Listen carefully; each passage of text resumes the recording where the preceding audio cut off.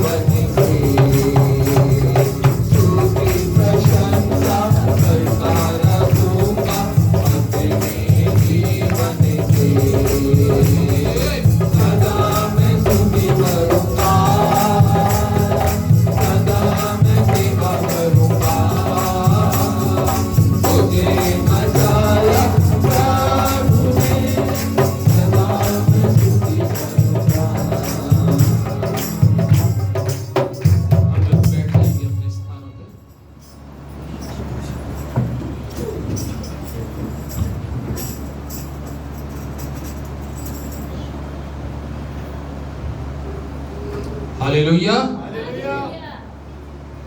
कितने अच्छी आराधना, और जितने मन खोल के हम परमेश्वर की आराधना करते हैं, बाइबल में लिखा है ऐसी आराधना परमेश्वर को भाती है और ऐसी आराधना परमेश्वर पसंद करता है।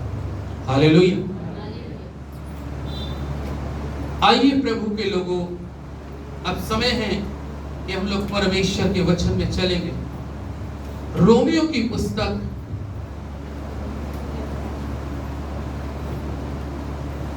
और उसका 14वां अध्याय,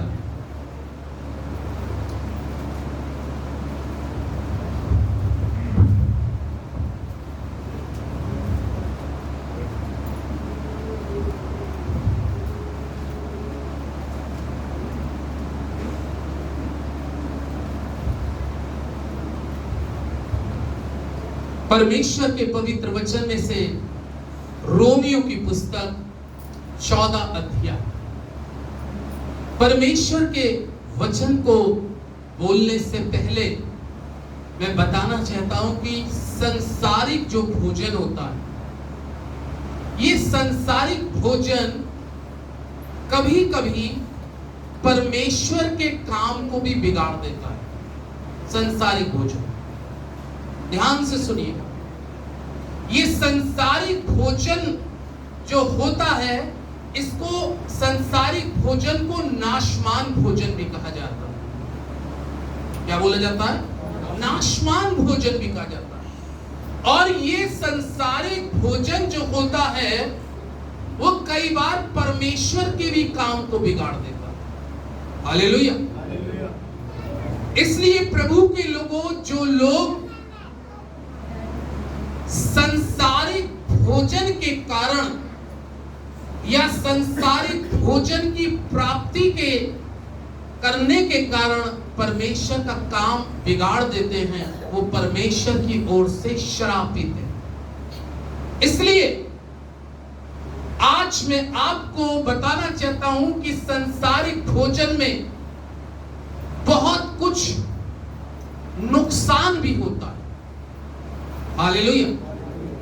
और मैं आज वचन के द्वारा बताना चाहता हूं कि संसारिक भोजन पर बहुत ज्यादा ध्यान ना करें, क्योंकि वचन जो है ये आत्मिक भोजन है। पौलुस ने रोमियो की पुस्तक में 14 अध्याय में इस प्रकार से कहा, 19वें और 20वें पद को मैं पढ़ रहा हूं। इसलिए हम उन बातों में लगे रहें जिनसे मेल मिलाप और एक दूसरे का सुधार हो, भोजन के लिए परमेश्वर का काम ना बिगाड़। हालेलुया। इसके लिए, भोजन के लिए परमेश्वर का काम ना बिगाड़ना। सब कुछ शुद्ध तो है, परंतु उस मनुष्य के लिए बुरा है जिसको उसके भोजन से ठोकर लगती है। पौलुस कहता है इस पद के अंदर में, हम तो मसीह के सुसमाचार, मेल मिलाप और संगति की सेवा में लग चुके हैं, और जो परमेश्वर ने मुझे और आपको काम दिया है, कई बार परमेश्वर का काम क्या बिगाड़ रहा है। 20वें पद में भी क्या पढ़ा हमने? 10 के पढ़े कोई जन जिसको मिलता है। भोजन के लिए परमेश्वर का काम ना बिगाड़ो। भोजन के लिए, हालेलुया। किसके लिए? भोजन के लिए। यूं तो इस शरीर के लिए, क्योंकि जब तक मैं और आप इस शरीर में जीवित हैं, तो मुझे और आपको संसारिक भोजन की जरूरत है, क्योंकि ये शरीर को रोटी की जरूरत है। इस शरीर को इस संसार के अंदर में रहने के लिए पानी, हवा की जरूरत है। इस शरीर को सेहतमंद और तंदुरुस्त बनाए रखने के लिए अच्छे पौष्टिक आहारों की जरूरत है, लेकिन ये जरूरी है शरीर के लिए। लेकिन ऐसा ना हो कि इस भोजन के चलते हुए पौलुस कहता है 20वें पद में कि भोजन के लिए परमेश्वर का काम मत बिगाड़ देना। हालेलुया। इसके लिए भोजन के लिए, ये कौन से भोजन की बात कर रहा है? ये संसारिक भोजन की बात कर रहा है। संसारिक भोजन के लिए कई बार परमेश्वर का काम मनुष्य बिगाड़ देता है। और मैं आज वचन से 2-3 जगह से आपको बतलाना चाहता हूं। कई बार कुछ घर के अंदर में एक एक्सक्यूज होते हैं। वो क्या होते हैं? सुबह अगर आप किसी से बोले चर्च चलने के लिए, तो वो क्या बोलता है? सुबह तो मुझे नाश्ता पानी बना, सुबह मुझे घरेलू काम करने। ये काम क्या कर रहे हैं? परमेश्वर के काम को बिगाड़ रहे हैं।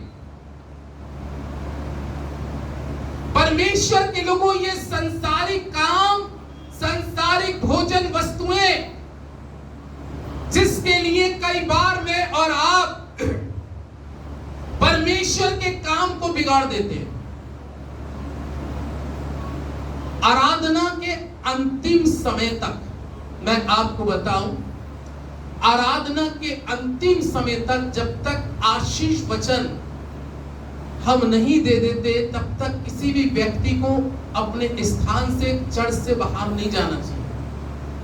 इसी तरीके से जब आपके घरों में प्रेयर मीटिंग होती है, तो जब तक आशीष वचन लास्ट का, जिसको कल में बरखास्त की प्रार्थना बोलते हैं, वो नहीं हो जाती, तब तक नहीं उठना चाहिए। लेकिन कई बार मैंने बहुत से परिवारों में एक चीज देखी कि परमेश्वर का वचन जब अंतिम समय में आने को होता है, तो क्या होता है कि महिलाएं 1-2 परिवार के 2-3 जने उठकर कहां चले जाते हैं? किचन में चले जाते। चले जाते नहीं चले जाते? क्यों चले जाते हैं? कि भाई अब इसके बाद में भोजन पानी करना है या नाश्ता पानी करना है, अभी वचन खत्म भी नहीं हुआ,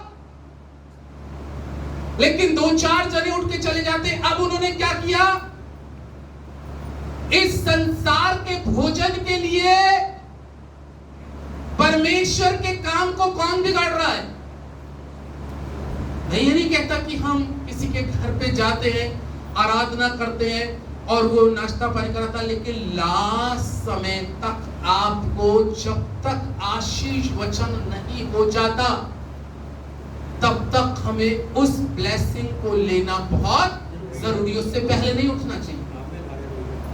ये वचन सिखा रहा है, ये वचन जता रहा है प्रभु के लोगों। इसीलिए संत पौलुस ने इस पद के अंदर में कहा, भोजन के लिए परमेश्वर के काम को मत बिगाड़। आज बहुत से लोगों के सामने एक चुनाव जब आके खड़ा होता है, और वो चुनाव ऐसा होता है कि आज शादी है शाम की, और सपोज करिए वेडनेसडे की शाम की प्रार्थना हो रही है, वेडनेसडे को उपवास की प्रार्थना चल रही है और एक तरफ शादी की पार्टी है, तो मनुष्य का ध्यान कहां पे जाता है? संसारिक भोजन पे। यानी कि वो संसारिक भोजन के लिए परमेश्वर के काम को अपनी लाइफ में होने के लिए बिगाड़ रहा है। जो परमेश्वर आपकी जिंदगी के अंदर में अपना काम करना चाह रहा है, लेकिन वो संसारिक भोजन आपके जीवन के अंदर में उस काम को बिगाड़ रहा है। हालेलुया। इस चीज को बहुत बारीकी से समझने की जरूरत है। ये संसारिक भोजन जो है, कई बार परमेश्वर की सेवा में भी बाधा पैदा कर देता है। ये संसारिक भोजन, संसारिक काम, संसारिक चीजें जो होती हैं, परमेश्वर के कामों में बहुत अड़चनें और रुकावटें पैदा कर देती हैं। ये संसारिक भोजन जो है बहुतों का हक मार देता है, बहुतों का आशीर्वाद छीन लेता है संसारिक भोजन। आमीन। ये संसारिक भोजन पे, इसलिए जो लोग आज भी संसारिक भोजन को फर्स्ट प्रेफरेंस दे रहे हैं, पहला भाग दे रहे हैं, पहला हिस्सा दे रहे हैं, मैं आज उनको इस वचन के द्वारा बताना चाहता हूं कि इस संसारिक भोजन पर आप बहुत ज्यादा ध्यान ना करें, क्योंकि ये संसारिक भोजन आपके जीवन में परमेश्वर का काम बिगाड़ रहा है, परमेश्वर की ब्लेसिंग आपकी रोक रहा है। ये संसारिक चीजें जो आपको अपनी तरफ ज्यादा आकर्षित कर रही है, वो परमेश्वर का काम आपके जीवन में होने से रोक रही है। इसलिए संत पौलुस ने इस पद के अंदर में कहा संसारिक भोजन के बारे में कि भोजन जो है परमेश्वर का काम बिगाड़ देता है। जब यीशु मसीह इस संसार में आए थे, यीशु मसीह के शिष्यों ने कहा प्रभु भोजन कर लीजिए। क्या कर लीजिए? भोजन कर लीजिए। यीशु मसीह ने क्या कहा? उत्तर, मेरा भोजन ये है कि मैं अपने भेजने वाले की इच्छा को पूरा करूं। लेकिन हम अपने जीव के स्वाद के लिए, अपनी स्वाद के लिए परमेश्वर की इच्छा को पूरी करने के में विफल हो जाते हैं। यीशु मसीह कहता है मेरा भोजन ये है। उसने भोजन वचन को बताया, उसने कहा यही मेरा भोजन है कि मैं जिस परमेश्वर ने मुझको इस संसार में भेजा है, अगर मैं उसकी इच्छा को पूरी करता हूं तो मैंने भोजन कर लिया। आमीन। मेरा भोजन हो गया अगर मैंने उसकी इच्छा को पूरी कर दी। क्योंकि परमेश्वर के लोगों, ये भोजन जो है ये आपका हक भी छिनवा देता है। पढ़ें उत्पत्ति की पुस्तक, उत्पत्ति की पुस्तक 25 अध्याय। इसलिए वो कह रहा है नाशवान भोजन से सावधान रहे। उत्पत्ति 25 अध्याय के अंदर में लिखा है और उसके 29वें पद से 32वें पद तक, एक दिन याकूब भोजन के लिए कुछ दाल पका रहा था। क्या लिखा है? दाल पका रहा था। कौन? याकूब। और एसाऊ उसका बड़ा भाई है। लिखिए एसाऊ जंगल से थका हुआ आया, तब एसाऊ ने याकूब से कहा वो जो लाल वस्तु है उसी लाल वस्तु में से मुझे कुछ खिला, क्योंकि मैं थका हूं। इसी कारण उसका नाम एदोम भी पड़ा। याकूब ने कहा अपने पहलौठे का अधिकार आज मेरे हाथ बेच दे। समझ लीजिए,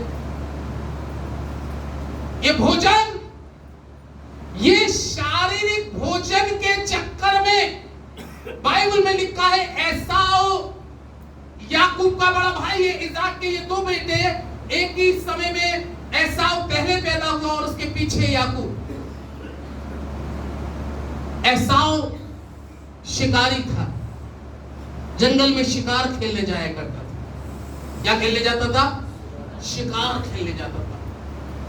भोजन के लिए, बोलिए सब बोले, भोजन के लिए परमेश्वर का काम ना बिगाड़ना। हालेलुया। जबकि बाइबल में लिखा है पहलौठों से परमेश्वर बहुत प्रसन्न होता था। हालेलुया।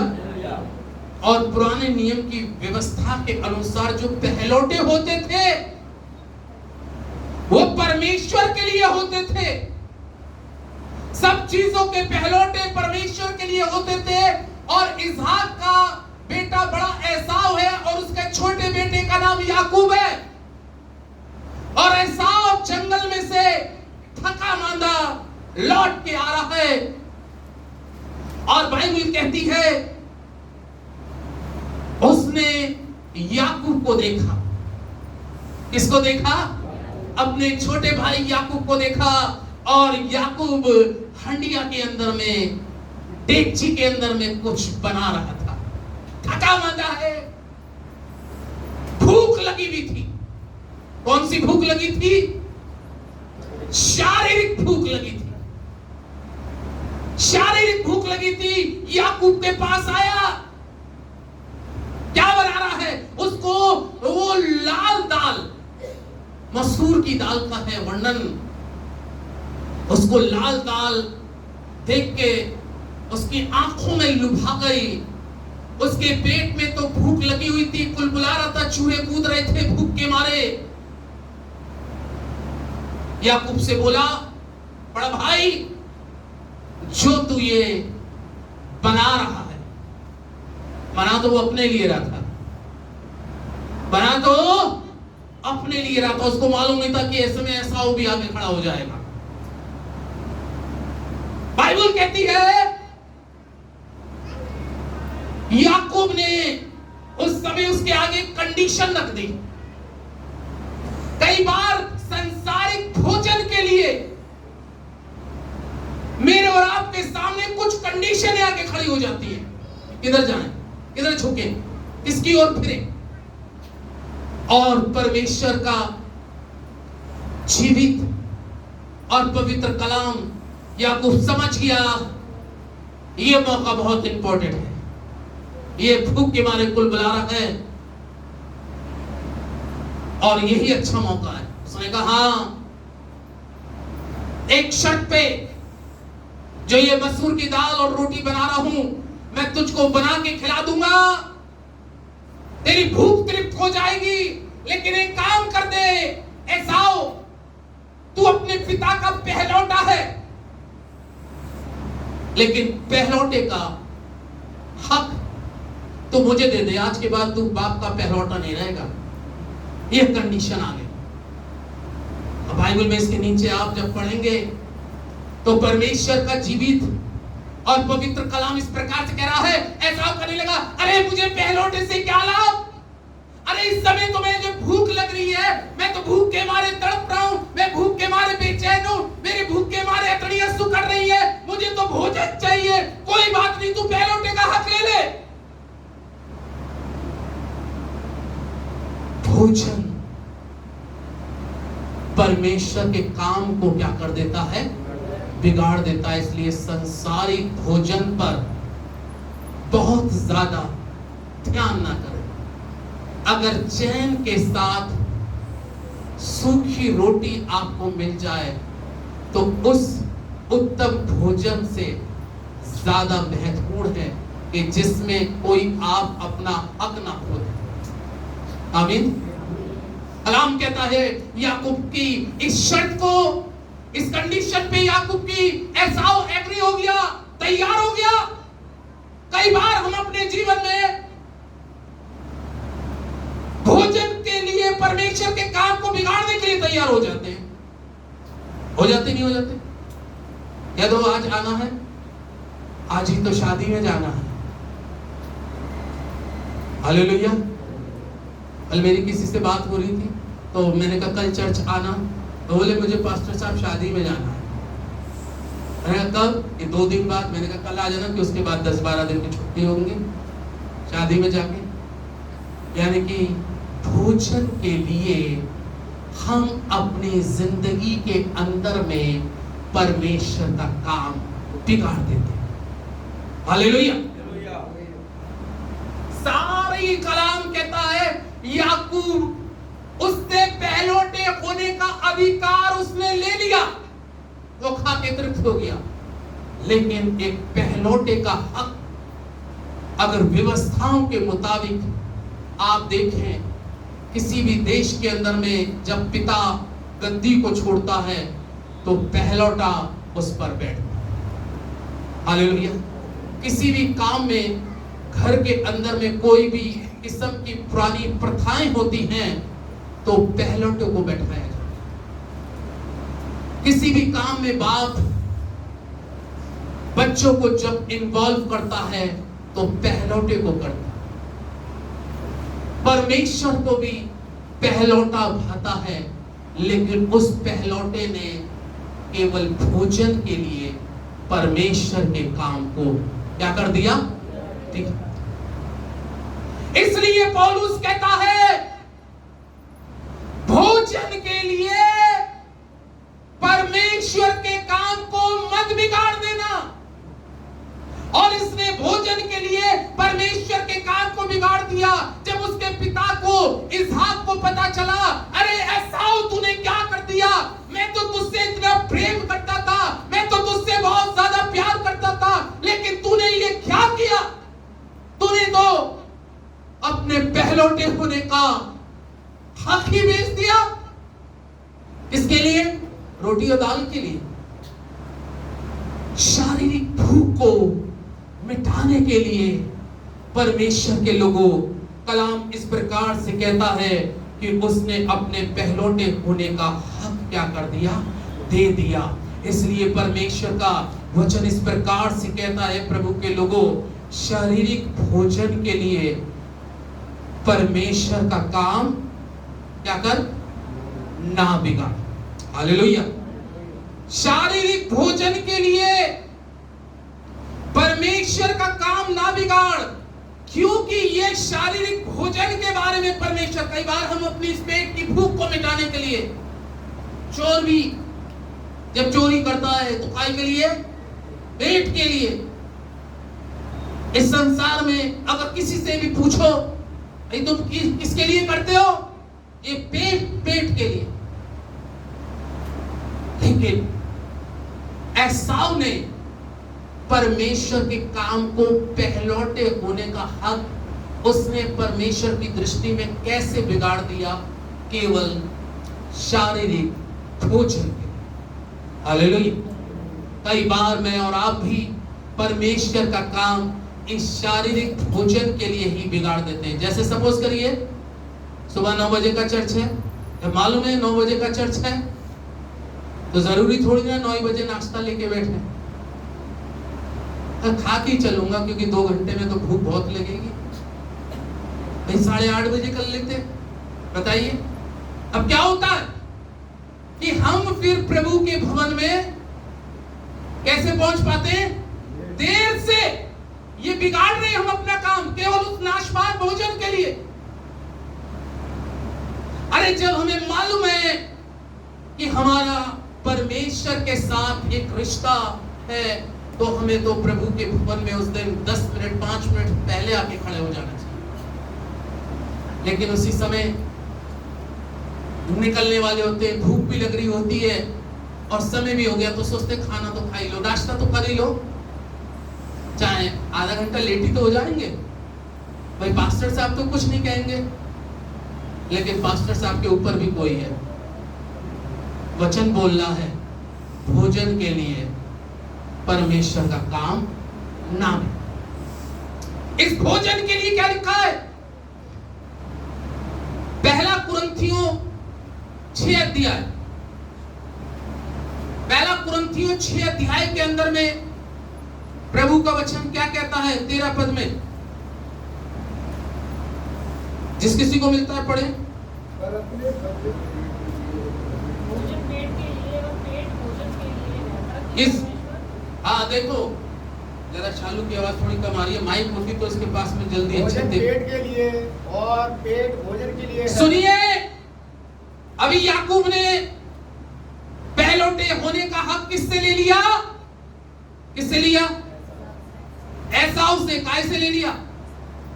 दाल रोटी से हक बेच दिया, परमेश्वर के काम को बिगाड़ दिया। परमेश्वर कह रहा है सारे पहलौठे मेरे, वो तो बिक गया, याकूब के हाथ बिक गया।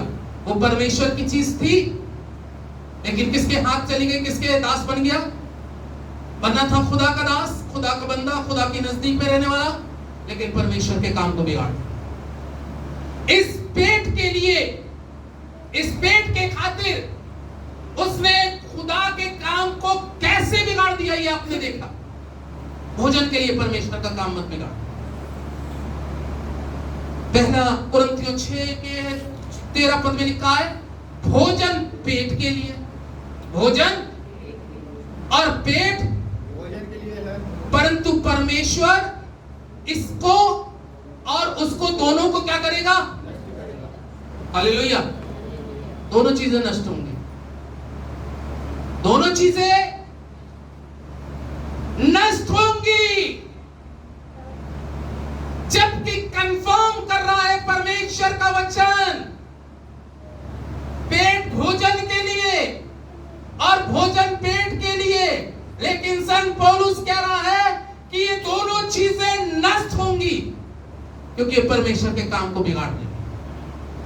जो चीजें हमारे और आपके जीवन के अंदर में परमेश्वर का काम बिगाड़ने का प्रयास करती हैं, वो चीजें नष्ट होंगी, अंतिम समय नष्ट होंगी।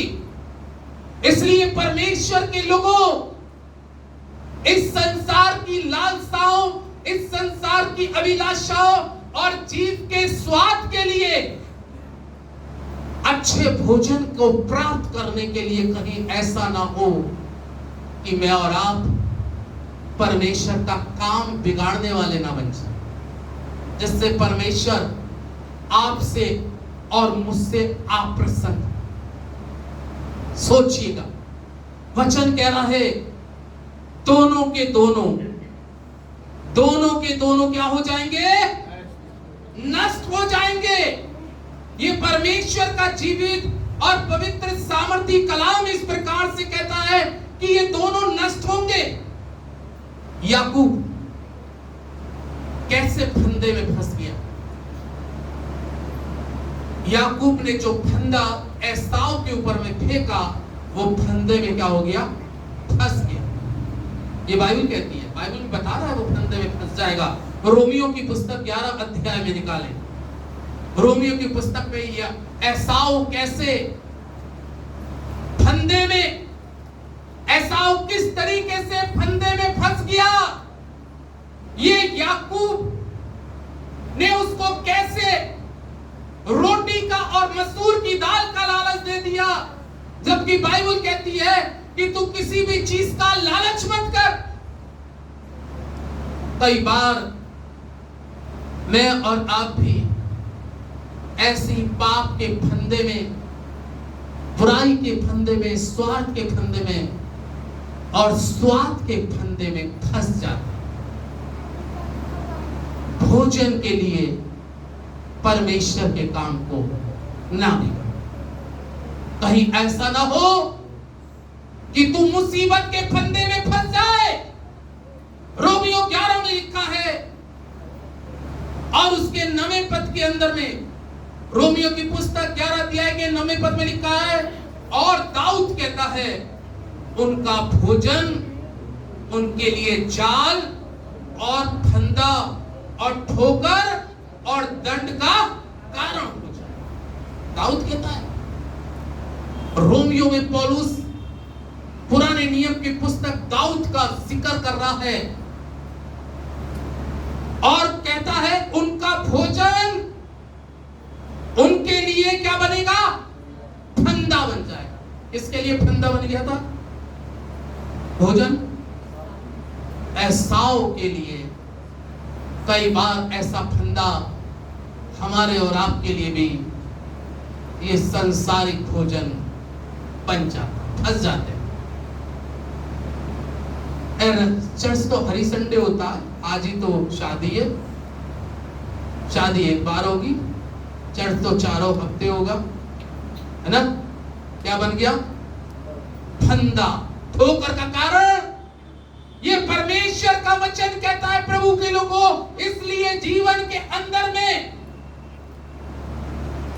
मैंने अपनी जिंदगी में सबसे पहला, चाहे कितनी बड़ी इंपॉर्टेंट किसी की शादी हो या कितना बड़ा फंक्शन हो या कितनी बड़ी रिश्तेदारी हो, अगर मेरे सामने ऐसा ऑप्शन आता है तो मैं पहले इसी को देता हूं, रिश्तेदारी बाद में कर लूंगा। कहीं ऐसा ना हो कि ये संसारिक भोजन हमारे लिए ठोकर और फंदे का कारण बन जाए। आमीन। इसलिए संसार के भोजन के लिए परमेश्वर के काम को ना बिगाड़। एसाव से तो जीवन में ये गलती हो ही गई। एसाव से तो जीवन में ये गलती हो ही गई कि वो फंदे में फंस गया, लेकिन उसका बाप भी फंदे में फंस गया। उसका बाप भी फंदे में फंस गया। कौन से भोजन के लिए? नहर के खाने के लिए। शारीरिक भोजन के लिए फंदे में वो भी फंस गया। देखें, उत्पत्ति की पुस्तक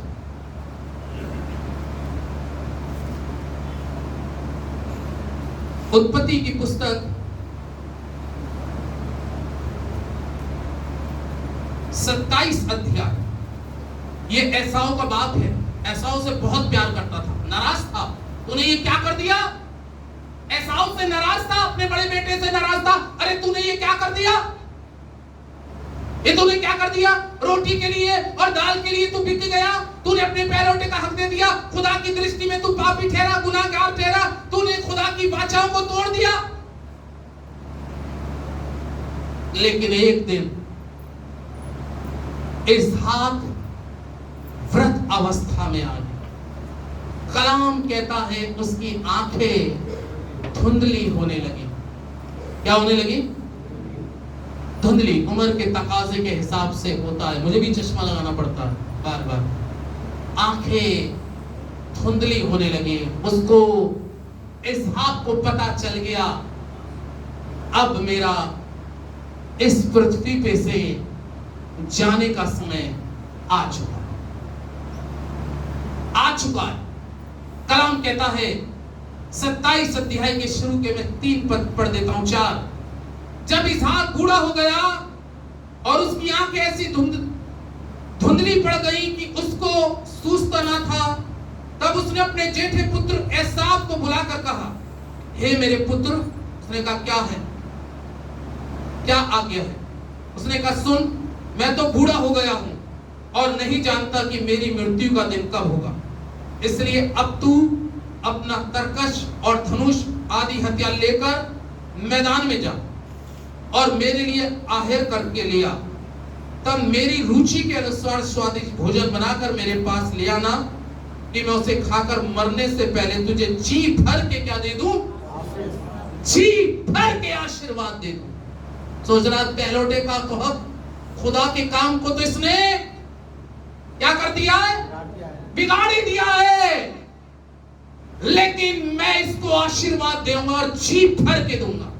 कहते ना, जी भर के आराधना करिए, जी भर के प्रार्थना करिए, जी भर के खुदा की सेवा करिए, जी भर के सब कुछ करिए। लेकिन गलत मत करिएगा। परमेश्वर का काम जी भर के करिए। ऐसा हो कि पहलोटे हक का जाने से इसहाक बहुत मलाल कर रहा है, क्योंकि इसहाक खुदा से प्यार करने वाला। सोचने का इस खुदा के काम को तो इसने क्या कर दिया? बिगाड़ दिया भोजन के लिए। लेकिन कहते हैं ना, मरने वाले की अंतिम इच्छा, भैया क्या खाएगा? अब कुछ तुझे चीजें दे, पैसे दे दे तो वो तो तू मर के चले जाएगा। खाने की लालसा रह जाती है। क्या खाओगे? क्या खाओगे? है ना? जब इंसान की उम्र बुढ़ापे में आ जाती है तो उससे क्या खाओगे पापा? क्या खाओगे? इसहाक, क्योंकि उस वक्त में जो आशीर्वाद दिए जाते थे वो लगते थे पूरे 100% खुदा के लोगों। एसाव को बुलाकर उसने कहा, अब मैं बूढ़ा हो गया, मेरी आंखें धुंधली हो गई। एसाव, तू एक काम कर, मेरे लिए स्वादिष्ट भोजन के लिए तैयारी कर। तू जंगल में जा, अपना तरकश और अपना धनुष और हथियार लेके चला जा और जाकर एक कोई अच्छा पशु को मार के लिया और मेरे मन के मुताबिक स्वादिष्ट भोजन, भोजन के लिए परमेश्वर के काम को ना बिगाड़ो। कलाम कहता है एसाव तो जंगल में चला गया। मालूम है एक बात और, जब एसाव और इसहाक की बात हो रही थी तो कौन सुन रही थी? इसहाक की पत्नी औरत सुन रही थी कानों कान, क्या बात हो रही है बाप बेटों में। क्योंकि बाइबल कहती है कि रबेका जो थी वो याकूब को ज्यादा प्यार करती थी और इसहाक एसाव को ज्यादा प्यार करता था। अब घर में 4 बच्चे, 5 बच्चे, उस जमाने में तो दर्जनों होते थे, तो एक ना एक बच्चा किसी को ज्यादा माँ बाप का कहते हैं ना दुलारा। जैसे नीति वचन में लिखा है मैं भी अपने पिता का क्या था? दुलार। तो दोनों, माँ याकूब को प्यार करती है, इसहाक एसाव को प्यार करता है, पहलौठे का हक इसको मिल चुका है। अब रबेका को यह पता चल गया कि बाप ने अभी अभी एसाव से कहा है कि जा जंगल में शिकार करके ले आ, मेरे मन के मुताबिक स्वादिष्ट भोजन बना के मेरे पास ले आ, ताकि मैं जी भर के तुझे आशीर्वाद दूंगा। हालेलुया, जोर से हाथ उठा के बोले हालेलुया। जी भर के आशीर्वाद देने के लिए कलाम कह रहा। वो तो बेचारा उधर गया शिकार करने, रबेका याकूब के पास आई और बेटे बात सुन जल्दी आ। हाँ क्या हो गया? एक काम कर, अगर आप इस चैप्टर को 9 पद तक पढ़ लेंगे तो आपको पूरा क्लियर हो जाएगा। याकूब से कहने लगी एक काम कर, आज तेरे पिता की बात एसाव से हो रही थी और एसाव जंगल में गया है, उसने कहा है कि अच्छा भोजन बना के मेरे पास ले आ और जब मैं खा लूंगा मरने से पहले तुझे मैं आशीर्वाद दूंगा और जी भर के आशीर्वाद दूंगा, सारे आशीर्वाद तुझ पे लगेंगे। याकूब बोला मैं मुझे क्या करना है मम्मी? उन्होंने कहा काम कर, जल्दी से तू जा, झुंड पे जा, 2 बकरी के बच्चे लिए जल्दी से, और मैं उसको तेरे पिता के मुताबिक भोजन बनाऊंगी और तू उसको थाल में रखकर रोटी लेकर इसहाक के पास जाना। याकूब कह रहा नहीं मम्मी, पहले मैं एक तो उसको लूट चुका हूं, पहले मैंने उसको भोजन खिलाकर उसके पहलौठे का हक ले लिया है। लेकिन परमेश्वर का पवित्र वचन इस प्रकार से कहता है, उसने कहा नहीं, उसने कहा मैं जब बाप के पास जाऊंगा, मालूम है मेरे भाई में और मेरे में फर्क है। क्या फर्क है? आमीन, क्या का फर्क है?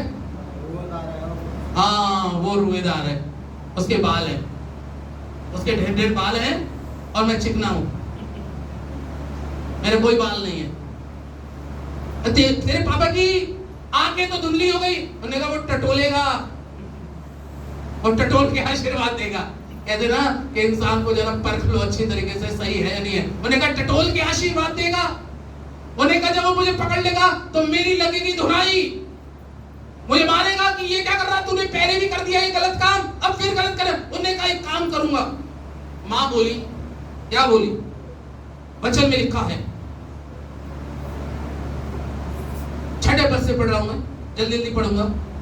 इसलिए उसने अपने पुत्र याकूब से कहा, सुन, मैं तेरे पिता को तेरे भाई एसाव से कहते सुना है, तू मेरे लिए अहेर करके उसका स्वादिष्ट भोजन बना, ये मुझसे खाकर तुझे यहोवा के आगे मरने से पहले आशीर्वाद दूं। इसलिए अब हे मेरे पुत्र मेरी सुन और यह आज्ञा मान कि बकरियों के पास जाकर बकरियों के 2 अच्छे बच्चे ले आ और मैं तेरे पिता के लिए उसकी रुचि के अनुसार उनका मांस स्वादिष्ट भोजन बनाऊंगा। तब तू उसको अपने पिता के पास ले जाना कि उसे खाकर मरने से पहले तुझको ही आशीर्वाद दे दे। याकूब ने अपनी माता रिबका से कहा, सुन मेरा भाई एसाव तो 11 पद सुनिएगा।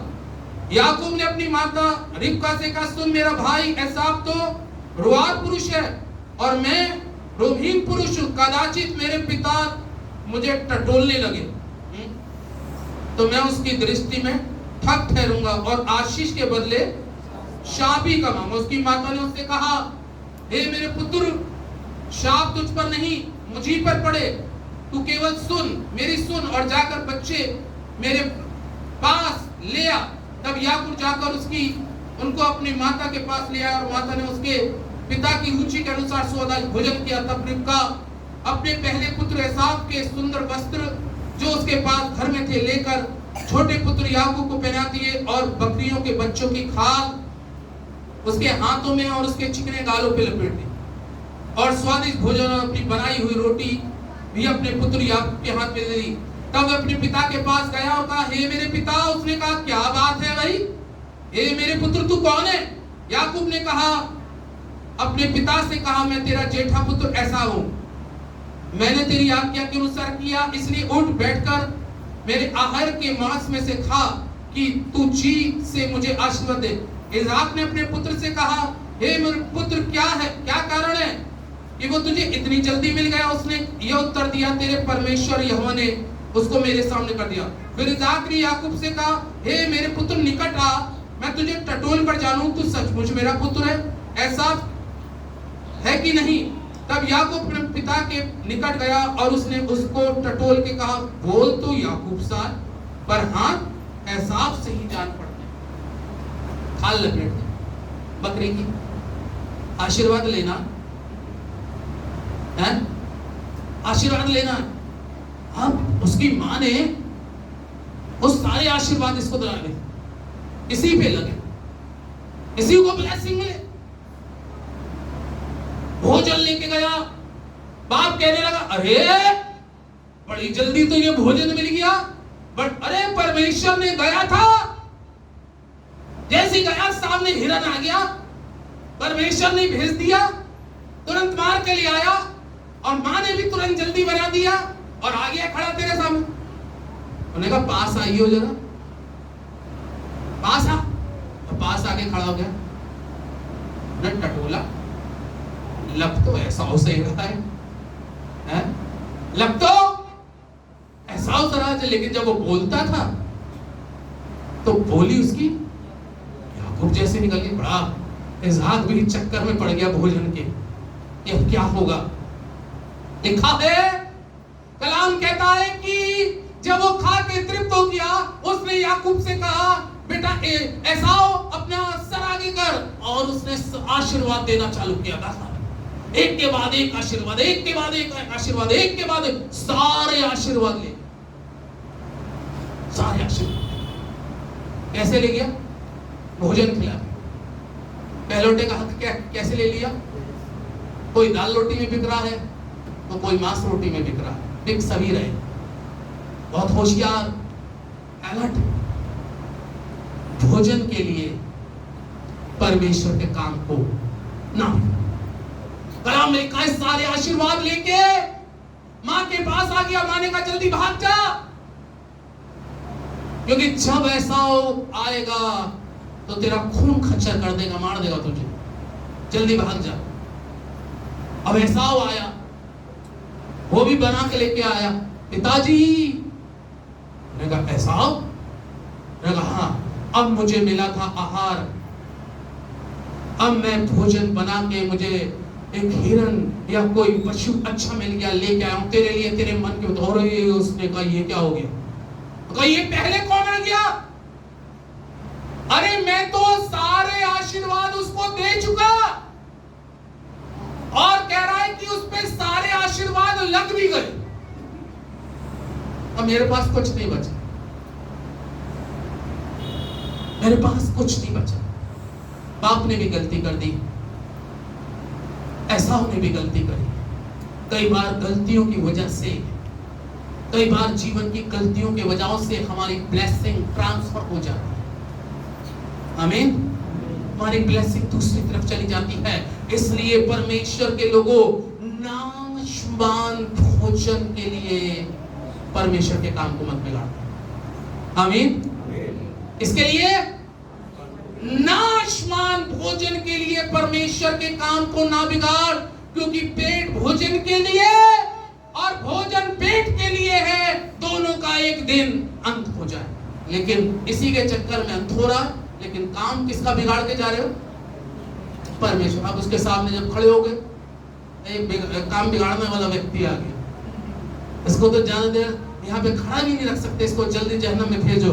कहीं यहाँ पर भी भोजन की कुछ बातें करके यहाँ पे भी बिगाड़ सिगाड़ करना शुरू कर दिया। कुछ लोग जीवन में बिगाड़ देते हैं खुदा के काम, लेकिन परमेश्वर के लोग बहुत चौकस, बहुत अलर्ट, बहुत होशियार। आप जान लीजिएगा, अगर ये संसारिक भोजन परमेश्वर के काम को बिगाड़ रहा है, उससे भागे और खुदा की नजदीकी में आ जाए। कलाम में लिखा है, एसाव फूट फूट के रो रहा है, फूट फूट के रो रहा है, और उसका पिता भी कह रहा है। कलाम में लिखा, उसके पिता के पैर कपकपाने लगे, हाथ कपकपाने लगे, वो अपने माथा पटक रहा है, ये क्या हो गया? कौन ले गया मेरी आशीष? तुमने कहा याकूब ले गया, भेष बदल के ले गया, भेष बदल के ले गया, नकली एसाव बन के आ गया। कई बार नकली बन के हम असली दिखाई देते हैं, लेकिन खुदा के लोगों, इसलिए पौलुस रोमियो में कह रहा है, भोजन के लिए परमेश्वर के काम को ना बिगाड़। खूब खाएं पराठे, मुर्गी के अंडे, मटन चिकन सब खाएं, इसकी अनुमति सबको है, लेकिन परमेश्वर का काम को बिगाड़ के ना खाएं। हालेलुया। परमेश्वर के काम को बिगाड़ के ना खाएं, यानी कि परमेश्वर का जो स्थान है वो पहला है, परमेश्वर की जगह पहली है, वर्शिप की जगह पहली है, खुदा से प्रार्थना करना पहली है, खुदा के वचन को पढ़ना पहला है। ये एक चीज पहली है। अगर आप इसको जीवन में पहला हक देते हुए चलोगे, तो कलाम में यशाया 55 में लिखा है, वो तुम्हें चिकने चिकने पदार्थों से तृप्त करेगा। नाशवान भोजन के लिए खुदा के काम को ना। आज हमें अपने जीवन को चेक करना है, देखना, कहीं हम इस शारीरिक भोजन के लिए परमेश्वर के काम को बिगाड़ने का कारण तो नहीं बन रहे, और अगर बढ़ने का कारण बन रहे तो आज सुधरने का वक्त, परिवर्तन होने का वक्त, चेंज होने का वक्त, बदले, चेंज हो और वापस परमेश्वर के पास। खुदा आपको आशीष दे। आमीन।